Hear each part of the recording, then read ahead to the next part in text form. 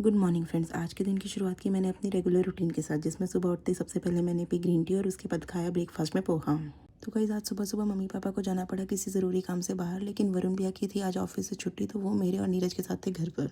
अब ब्रेकफास्ट तो हमने जैसे तैसे पोहा के साथ कर ही लिया था, लेकिन अब बारी थी लंच बनाने की, और जो कि मेरा बिल्कुल भी मन नहीं था बनाने का।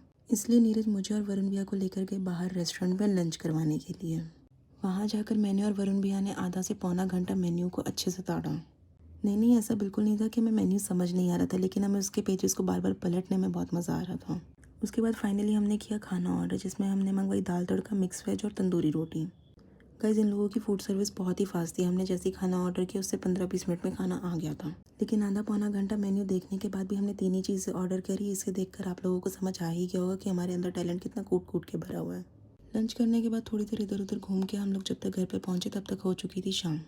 और अब टाइम हो गया था मम्मी पापा के घर आने का, इसलिए मुझे बनाना था फटाफट से डिनर, क्योंकि पापा को आता था जल्दी डिनर करने की। तो आज मैंने सोचा हुआ था कि मैं डिनर में सब्जी बनाऊंगी आलू न्यूट्री की।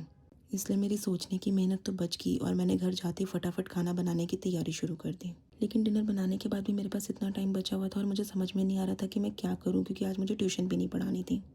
तो हम तीनों ने बैठकर देखा मिस्टर बीन, और उसके बाद नीरज का मन था सूप पीने का, तो मैं और नीरज आए नीचे सूप पीने के लिए। तो आज के लिए बस इतना ही। मिलती हूँ कल। Bye bye.